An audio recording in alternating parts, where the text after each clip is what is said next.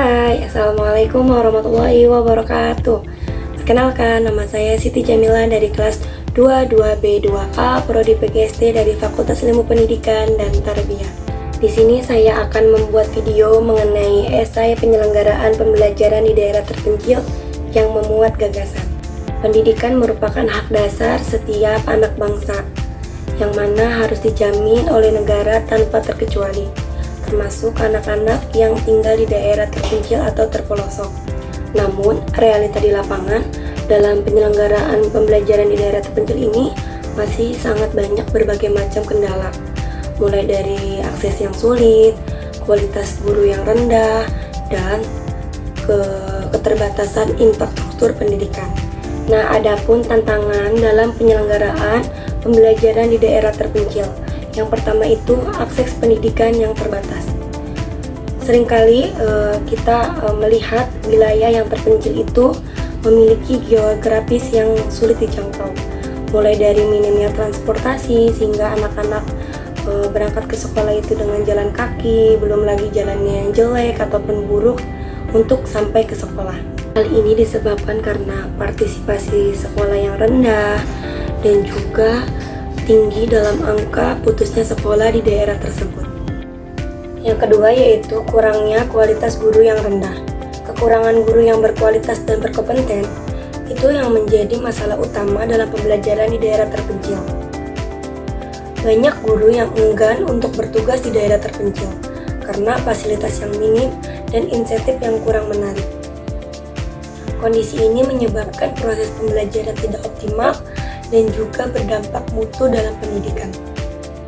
Yang ketiga yaitu infrastruktur pendidikan yang tidak memadai. Banyak di daerah-daerah terpencil yang masih kurang dalam fasilitas pembelajaran, seperti ruangan kelas yang layak, perpustakaan, laboratorium, bahkan di sana masih kurang dalam listrik dan juga internet. Di sana juga masih banyak fasilitas-fasilitas yang rusak seperti pembangunan dan lain-lain, yang mana itu dapat menghambat kenyamanan, keefektifan pembelajaran siswa di daerah terpencil. Nah, itulah ketiga dari tantangan dalam penyelenggaraan pembelajaran di daerah terpencil. Nah, adapun strategi dan solusi dalam penyelenggaraan pembelajaran di daerah terpencil, yang pertama itu peningkatan infrastruktur jalan dan transportasi. Pembangunan infrastruktur jalan yang memadai itu sangat penting ya, karena salah satunya itu dapat memudahkan anak-anak yang untuk berangkat ke sekolah dengan mudah. Program pembangunan jalan itu bisa melalui dana desa. Hal ini sudah diterapkan di daerah terpencil seperti Papua dan Kalimantan. Yang kedua yaitu pemerataan dan peningkatan guru yang berkualitas. Sebagai pemerintah seharusnya memperbanyak nih guru yang terjun di daerah-daerah terpencil dan juga memfasilitasi untuk pelatihan-pelatihan yang sesuai dengan kriterianya, sehingga terciptanya guru-guru yang berkualitas untuk mengajar di daerah terpencil, sehingga tidak lagi minim dalam atau rendahnya guru yang berkualitas di daerah terpencil. Yang ketiga yaitu penguatan infrastruktur pendidikan. Nah, perbaikan fasilitas fisik sekolah juga dapat melalui infrastruktur pendidikan sekolah sehat dan juga sekolah penggerak, yang mana penting untuk menciptakan pembelajaran yang kondusif. Penyediaan ruang kelas yang layak, perpustakaan, laboratorium, dan fasilitas pendukung yang menjadi fokus utama. Dan yang terakhir yaitu kolaborasi multi pihak, yang mana pemerintah itu tidak bisa bekerja sendirian.